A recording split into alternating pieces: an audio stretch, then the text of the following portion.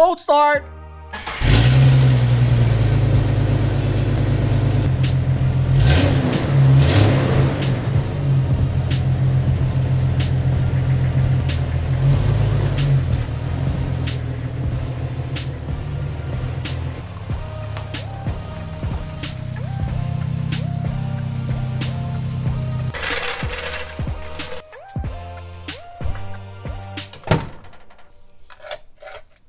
What's going on, everybody? If you read the thumbnail, then you know that we're going to be working on the front brakes of a 2012 Chevy Cruze. Well, Daniella's going to be working on the brakes anyway. I'm going to be in the back narrating.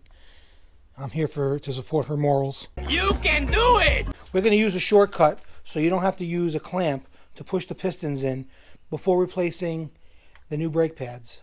Basically, what you're going to do is you're going to take a screwdriver or a pry bar and put it in between your pad, your old pad, and your rotor. And you're going to push your piston back into the caliper. Just keep a little pressure on it, and slowly it's going to go back into the caliper.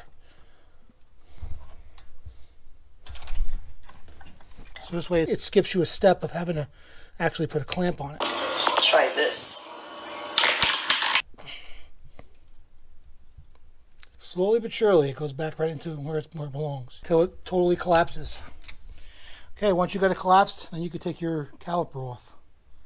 Then you loosen up the two 10mm caliper bolts. Once you get your caliper off, just hang it on one of your spring rungs so you don't damage the brake hose. Okay, once you get that caliper propped up where it's out of the way and it's not going to do any damage to the brake hose, you got to take out these two 18mm bolts. Hold it on the caliper bracket. Once those two bolts come off, then basically the whole caliper bracket just pulls right off. Like so.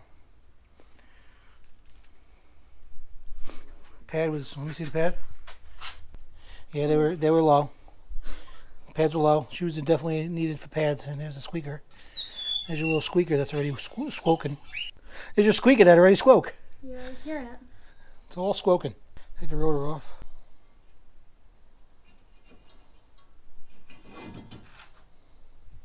That's not. All right. The rotors look like they had enough meat on them that they could have been turned down, but finding someone that does it in the area, paying the money, versus just buying new ones. We just bought new ones. And here they are. Also, Daniella wanted to upgrade to the cross-drilled rotors. So, here are the rotors, here are the pads, and here are the brake hardware, the clips that the pads sit on. It also came with some brake fluid and some brake cleaner for our fingerprints at the end. We're going to start by putting the rotors on, and then everything goes in reverse from what you just did. All right, follow along, folks. We're going to go back to the car. Make sure you clean off your brand new rotors because they are shipped with oil on them. So you want to make sure that you get all that oil off before you put everything back together. For the obvious reason, oil is not good for brakes. Hold on!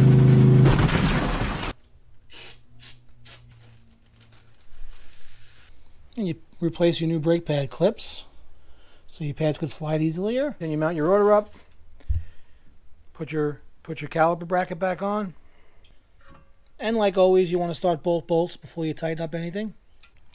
Then you bring both bolts home.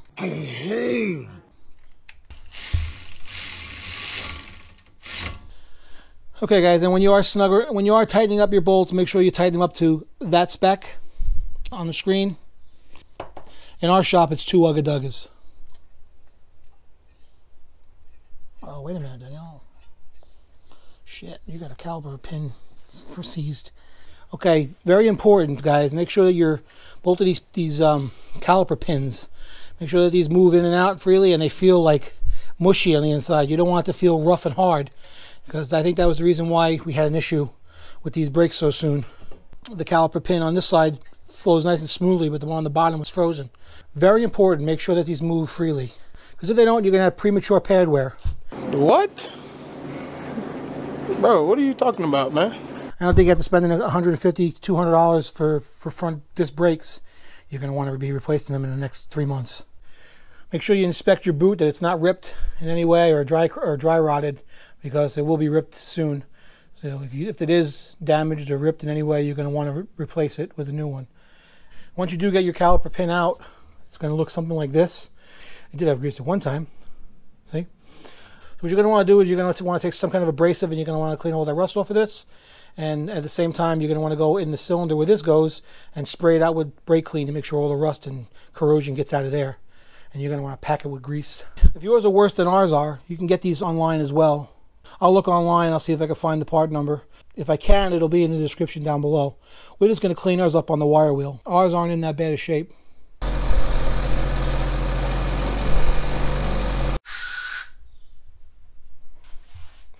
Spray it in there, make sure whatever's in there comes out. Yeah. Yep, keep on doing it until it comes out clear. All right, give that a chance to dry.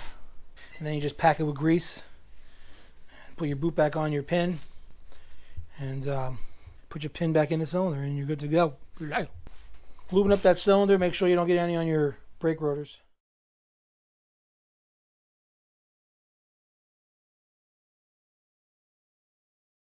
Hold up. We have an update, folks. I'd like to add a little food for thought. If you're watching this video for information on replacing front brakes and you come across frozen caliper pins and or brackets, you might want to rethink just packing them with grease. It's been a week since we completed this job. As Daniella was driving, she happened to smell brakes burning, and then she started seeing smoke coming from her passenger side wheel.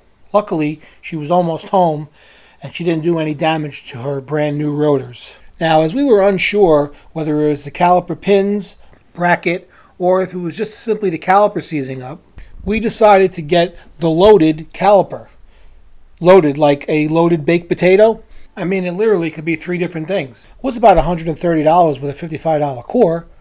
I'll leave the link in the description below. But it takes guessing and trying to diagnose the issue out of the realm. We just simply don't have the time to start diagnosing this problem. She needs the vehicle to get back and forth to work. It's her daily. And we just wanted to get done with the job. Put this bitch to bed, if you know what I'm saying. Good night. Just keep in mind, if you do decide to replace the caliper, you're going to have to bleed the system. You might get by with just bleeding that caliper, depending if you're quick enough replacing the hose. You're going to be quicker than that.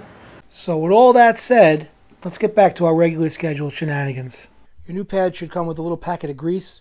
You're basically just going to apply a little bit of grease on both spots where the caliper sits. You're going to put them on the sliders where the pads sit. Okay, just a little dab will do you. Just going to want to put a little bit and just spread them around so it's a thin coat. There's 2 different kinds of pads. There's an inner pad and an outer pad. The outer pad has these little tabs on it, and the inner pads don't. So make sure that you put the right pads accordingly. Okay, now you got to slide. Basically, you got to slide both of your pads on, just like that. Just follow the arrows. Once you get your pads on, then you take your fully compressed caliper and you put your fully compressed caliper back in its caliper bracket, wrapping them around both pads. Just like so. Alright, then you get your 2 bolts. Same thing like the caliper bracket, you want to start your bolts. Drive those 2 home with this torque spec right here. Okay, now that's your completed set of rotors and pads. And with the magic of TV, we got the other side complete. I took it from this to this.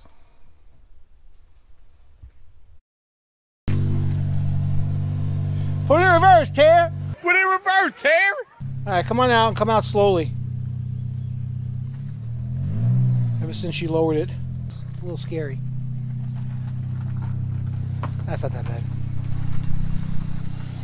Thought it was going to scrape. Alright, I'll be back in a few minutes.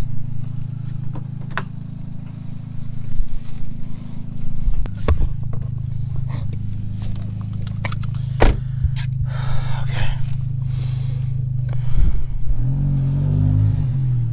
Let me just...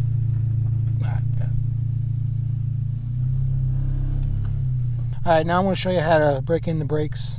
Basically, you're going to go, before you get to the stop sign, back up a little bit. I want you to go about 15 miles an hour and then slowly slow down to a stop, a complete stop.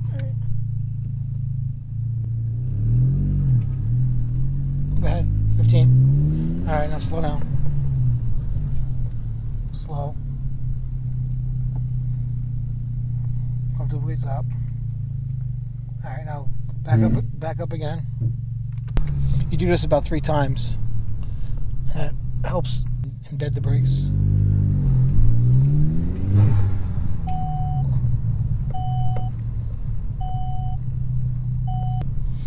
Alright, let's go. They come to a complete stop.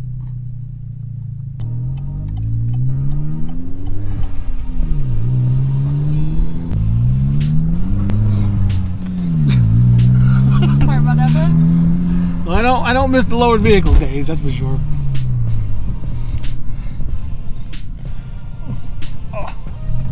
Yeah, I tried to go slow. Well, there you go, folks. Thanks for watching. If this video was helpful to you, I would appreciate a like and consider subscribing. I'm on Instagram at a.patriotstouch. I'm also on Facebook and TikTok, same handle. And we'll see you next time on a Patriot's Touch. Once you lube up the cylinder, you want to put this back, you put the boot.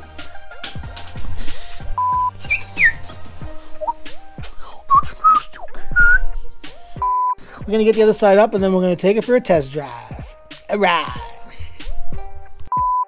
Okay, now that's your completed rotor and pad. Now that's your completed. Just lean over for a second. Wait till the beat goes away. It's right by you. Sorry. That TV magic that takes a looking. That takes it. It's a. Thank you for watching.